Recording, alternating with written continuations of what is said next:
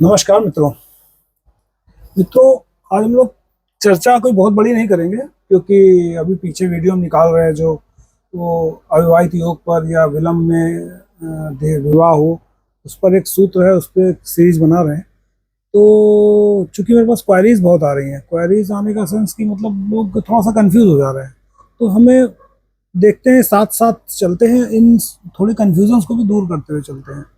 तो जैसे मेरे पास ये 2 दिन से अलग जो शनि चंद्र का जो युति है, विष योग, जब इससे लोग विवाह को जोड़ के देखते हैं तो इसमें थोड़ा सा कंफ्यूजन समझते हैं। तो हमारी अपने ज्ञानानुसार जो भी हमको सब मतलब कंफ्यूजन का दूर कर सकते हैं हम करते हैं। तो सबसे पहले तो मित्रों, बड़ा कंफ्यूजन का तो एक ये बात है कि आपको ये देखना है कि अगर आपकी कुंडली में शनि चंद्रमा योग बन रहा है और सप्तम में बन रहा है मान लीजिए, तो हालांकि ये सप्तम के लिए ठीक नहीं है, वैवाहिक जीवन के लिए बड़ा ही कलेशित वाला है ये, मतलब कलेश बहुत होता है। पहली बात तो होने को हो जाए, फिर देर से शादी हो, देर से हो जाए तो ठीक है, नहीं तो कभी कभी कभी रह भी जाती हैं। और ग्रहों को अगर मतलब उसमें स्थिति देखकर देखा जाए तो मतलब ये पता चलता है कि शादी होगी भी कि नहीं होगी। तो अब मान लीजिए हो भी रही है तो थोड़ा सा डिलेड तो होगी। शनि अगर 7th हाउस से संबंध बना लेता है फिर तो कुछ भी हो जाए, फिर तो डिले करेगा ही करेगा, क्योंकि जो ग्रह होते हैं ना, अपना नेचर नहीं बदलते हैं। तो आपको 2-3 चीजें तो समझनी पड़ेगी। नेचर कहाँ बदलता है? जैसे एक का संत अगर चोर के यहाँ जाए तो संत चोर नहीं होगा, लेकिन अगर चोर संत के यहाँ आएगा तो उसके अंदर कुछ ना कुछ सुधार संत के हिसाब से उसको आप उसके अंदर देखेंगे, आपको मिलेगा कि थोड़ा बहुत ही सुधर गया। लेकिन संत अगर चोर के यहाँ जाएगा, चोरी करके नहीं आएगा, क्योंकि उसके नेचर में संत मतलब कुछ ऐसी चीजें होती है जो बदल सकती हैं और कुछ ऐसी चीजें नहीं बदल सकती हैं। तो इस व्याप में आपको बता रहे हैं। तो आपको छोटी सी चीज, खाली आज हम इस पे सिर्फ इस पे चाहे 5 मिनट का वीडियो बने, इस पे चर्चा करेंगे कि शनि चंद्र जो योग बन रहा है। देखिए, अगर शनि चंद्र योग बन रहा है 7th हाउस में, तो कुछ चीजों को आपको कंसिडर करना पड़ेगा। कैसे? कि पहले तो आपको देखना है कि शनि के ऊपर, चंद्र के ऊपर कौन से शुभ ग्रह की दृष्टि पड़ रही है। देखिए, शुभ ग्रह चंद्रमा भी, पक्षबली चंद्रमा भी शुभ माने जाते हैं। क्योंकि चंद्र वहीं पर बैठे हुए हैं तो उनको तो आप छोड़ ही दीजिए, क्योंकि ऑलरेडी पाप पीड़ित हो गए। अब मानिए गुरु और शुक्र को मेन कंसीडर करते हैं। तो गुरु और शुक्र में देखिए दोनों की शुभता में अंतर है। हालांकि शनि जो है वो 7th हाउस, सॉरी, शुक्र का मित्र है। और अगर कभी भी शुक्र उनको देखेंगे, दृष्टि संबंध बनाएंगे तो 7th बनाएंगे। तो 7th बनाएंगे तो ये स्थिति और ज्यादा दुखद हो जाएगी। बिल्कुल क्लियर समझिएगा। क्यों? क्योंकि गुरु के शुक्र के पास सिर्फ एक ही दृष्टि होती है, वो 7th। और शनि के पास 3 दृष्टियां होती हैं। शनि की 7th दृष्टि पूर्ण होती है। तो ऐसी स्थिति में शनि चाहे किसी के भी कितने भी मित्र क्यों ना हो, शनि बुध के मित्र हैं, शनि शुक्र के मित्र हैं, शनि राहु के मित्र हैं, ऐसी स्थिति में भी अगर शनि की दृष्टि शुक्र पे पड़ जाती है, अपने दोस्तों के साथ है वो, दोस्त फ्रेंड ग्रह है वो, तो फ्रेंड प्लैनेट में क्या होता है कि वो नैसर्गिक फ्रेंड है उनके वो। तो उसमें भी अगर उनके पर, तो कहीं ना कहीं शुक्र के जो कारकत्व है सुख के, उसमें कमी आ जाएगी। आप इस बात को डेफिनेटली मान लीजिए। इसीलिए बृहस्पति की जो 5वीं और 9वीं दृष्टि होती है ये इंपॉर्टेंट रहती है। क्यों? क्योंकि अगर ये शनि पे पड़ जाए, 7th हाउस में पड़ जाए, तो दो चीजें ध्यान से समझिए।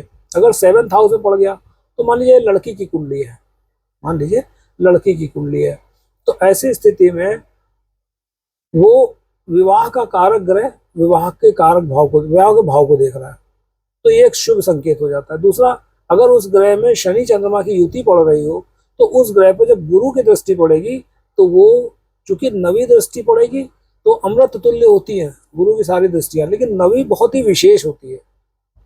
उसमें जितने उसके पाप कर्म होंगे या पाप आदतें होंगी, वो उसकी कहीं ना कहीं धीरे धीरे आप शुरू से देखेंगे। क्योंकि ये जो चार्ट बनता है तो पैदा होते से बनता था, आप देखेंगे इतना कॉम्बिनेशन इतना टेढ़ा है, लेकिन इसके बाद भी बंदा बड़ा आध्यात्मिक है, बड़ा सात्विक है। क्योंकि आपको मैं बताऊं कि दंड देने का काम जरूर शनिदेव करते हैं, बट उनको दंड के लिए ऑर्डर्ड वाइज गुरु होते हैं। और अगर आपको अपना शनि किसी का भी देखना है, खराब करना है, किसी का आपको देखना है कैसे खराब होता है, आप कुछ मत कीजिए, गुरु से जुड़े तत्वों की आप बेइज्जती, आप लोगों की बेइज्जती करके देखने लगी या उनके गुरु को खराब कीजिए, आपका शनि ऑटोमेटिक खराब हो जाएगा। ये बिल्कुल सिंपल सा फंडा है, और ये मतलब हो सकता है बहुत लोग शेयर ना करते हो। तो आपको सिर्फ ये बता रहे हैं कि आपको ये जरूर देखना है कि उस पर किस शुभ ग्रह की दृष्टि पड़ रही है। शुक्र की पड़ेगी तो वो उतनी बेनिफिटेड नहीं होगी, शुक्र के कारकत्व में कमी आएगी। शुक्र जिन जिन चीजों का कारक है उन चीजों में कमी आएगी, क्योंकि शनि की दृष्टि पड़ गई। बेशक शनि पे प्रभाव अच्छा होगा, लेकिन शुक्र खुद पीड़ित हो जाएगा ऐसी स्थिति में। हाँ, अगर गुरु की 5वीं और 9वीं दृष्टि पड़ती है तो बहुत सुंदर है। आप इसको, विष योग को बिल्कुल भी आप इतना ज्यादा बेकार कंसिडर मत कीजिएगा। ये हाँ, मानसिक जो है मतभेद रहेंगे, कुछ परेशानियां रहेंगी, क्योंकि नैसर्गिक जो नेचर होता है ग्रहों का, वो तो कहीं ना कहीं कितना भी हो जाएगा तो वो छोड़ेगा नहीं उसको। शनि चंद्रमा को ही तो पीड़ित कर रहा है। हालांकि गुरु शुभ दृष्टि दे रहा है, लेकिन कितना देगा, कहीं ना कहीं जब कुछ अंतर दशाओं का आएगा, कभी गोचर में भी कोई कहीं गुरु पीड़ित हुआ, गुरु कहीं भाव से अलग हटके हुआ, तो फिर असर इसका देखने को आपको मिलेगा। ऐसा नहीं गोचर काम नहीं करता, गोचर बहुत काम करता है। गोचर और दशा बहुत अच्छे से काम करती है, बशर्ते आप उसको कैलकुलेट करके उसको एक साथ जोड़ के देखिए। अगर आपने अच्छे से जोड़ लिया ना, तो वो आपके सामने आपको क्लियर हो जाएगी। तो हम सिर्फ इस वीडियो से बताना चाह रहे थे कि शनि चंद्रमा की युति जो भी होती है, सिर्फ शनि चंद्रमा की बता रहा हूँ मैं, बाकी मैं बाद में बताऊंगा। काफी लेट हो गया है, छोटा वीडियो बनाऊंगा। तो ऐसी युति पे आपको ज्यादा ये फोकस करना है कि हमारा शनि कहीं से पीड़ित तो, मतलब और पीड़ित तो नहीं है। शनि तो ऐसे ही पाप ग्रह है, ऐसा ना हो राहु की दृष्टि पड़ रही हो, मतलब ऐसा ना हो मंगल की दृष्टि पड़, अगर शुक्र गुरु की दृष्टि पड़ रही है तो आप इस बात से बिल्कुल निश्चिंत हो जाइए कि वो फिर आपका वो विषयोग उस तरह काम नहीं करेगा।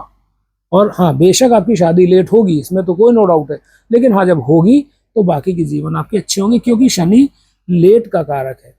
लेट तो कराता है, लेकिन शनि का जो भाग्योदय होता है वो आप देखिएगा 38 साल के बाद होता है, कभी कभी किसी किसी का 48 साल के बाद होता है। लेकिन जब भी होता है, वो कहते हैं ना, धीरे धीरे रे मना धीरे सब कुछ हो, तो वो धीरे धीरे करके बिल्कुल लास्ट स्टेज पे जब शनि के लोगों, प्रभावित लोग जो होते हैं, उनका उत्तरार्ध बड़ा अच्छा होता है, क्योंकि इतनी दुनिया से ठोकर खा चुके होते हैं कि उनका उत्तरार्ध अपना मजबूत बना लेते हैं।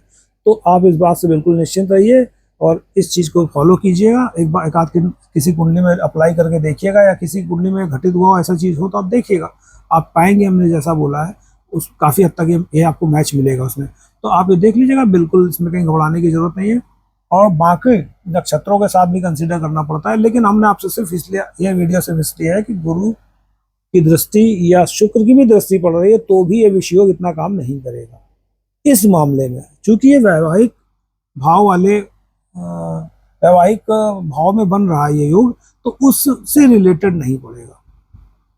जिस भाव में बनेगा, अगर कोई शुभ ग्रह की दृष्टि पड़ती है तो उतना ज्यादा असर नहीं करता है, मतलब तो तनातनी के साथ जीवन ठीक ठाक अच्छे से कट जाता है। ठीक ठाक मतलब ठीक अच्छे से कट जाता है। तनातनी तो सब में रहती है, आज की डेट में किस में झगड़ा नहीं होता, झगड़ा सबके साथ होता है, वैचारिक मतभेद तो सब में होते हैं।